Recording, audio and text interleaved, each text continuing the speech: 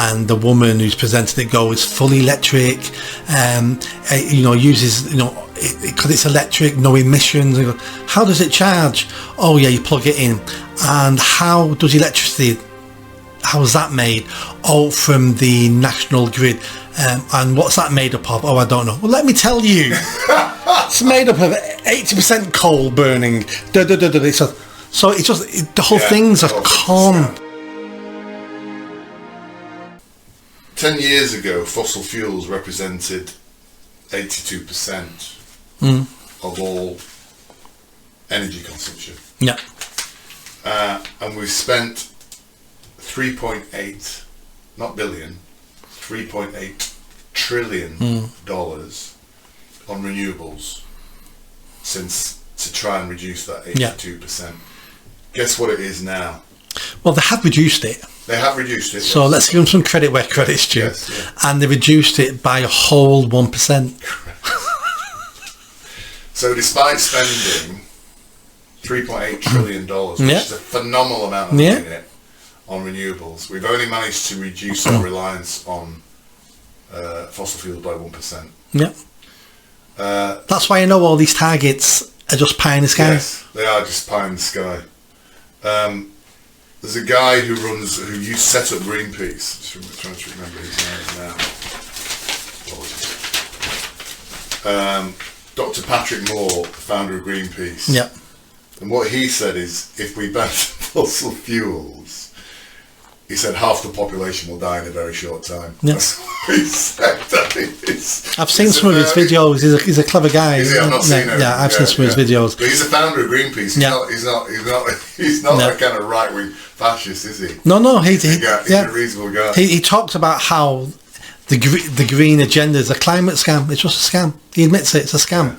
Yeah. Even though he was the founder of Greenpeace. Yeah, but he said Greenpeace wasn't about climate change. Greenpease was about the whales originally, wasn't it? All sorts of things. He said there were real problems that we had to solve. We didn't want these dying out, and we didn't want the rainforest disappearing. He goes, these were proper problems that we wanted to solve. He said, but then it took a turn into craziness. So it's like the gay thing, isn't it? We want to stop gays being prejudiced against. Yeah.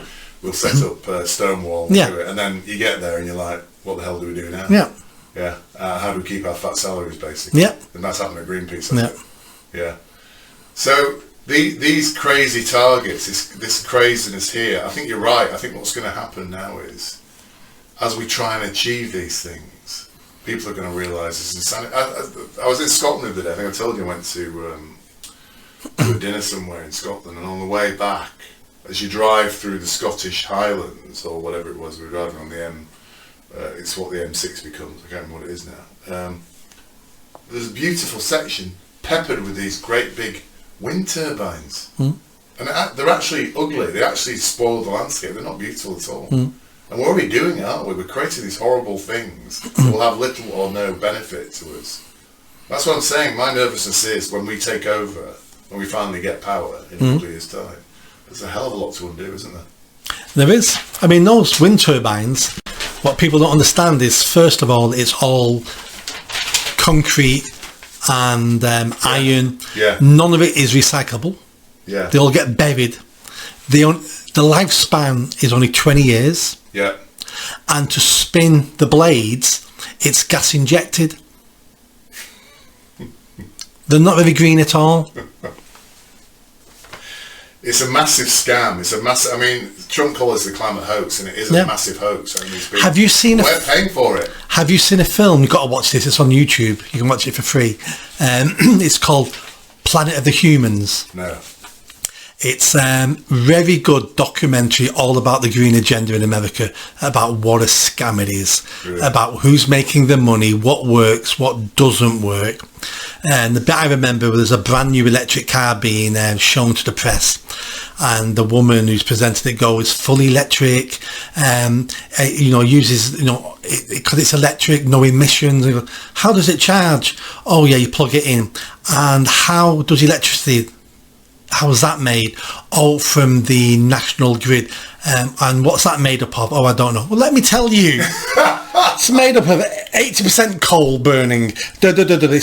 So it's just the whole thing's a con and a scam. It is. That energy's got to come from somewhere that comes out your plug. People think it's nice and clean when it comes out of the plug. Yeah. It starts that way, but it isn't. And the new thing they've started doing now is it's produced by biomass.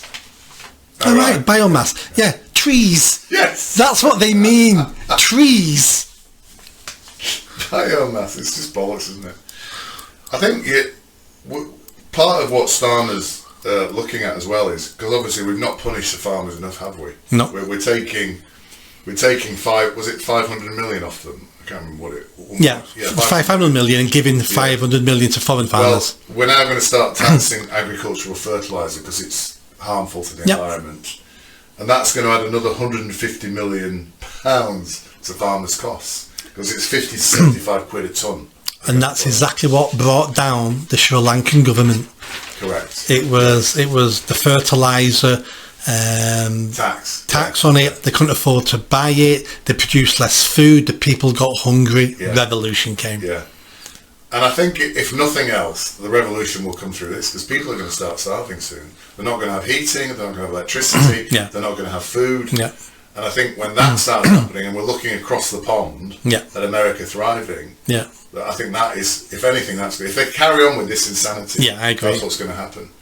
I think one of the more interesting stats on that was the rich care more about climate change than the poor. Something like the ratio, and the poor meaning, I don't mean the poor, but I mean people on lower incomes. 67% of the rich care about climate change. Only 39% of the poor do. And that's because this is one of those luxury beliefs. Yeah. That the richer you are, the less this affects you. Because you can afford an extra couple of pence on petrol. You can afford to have to buy an electric car. You can afford the cost that it takes to be virtuous and signal that you're virtuous. Where the poorer you are, every extra penny comes out of your smaller wage, and you feel that a lot more than you do when you're well off. So yeah, don't surprise me at all. And we see this across the world. Richer countries care more about the environment than poorer countries. So that makes sense. If you're in Africa, what time have you got to care about the monkeys in the trees or the state of the land? You're too busy trying to make sure your children aren't starving and dying of some disease.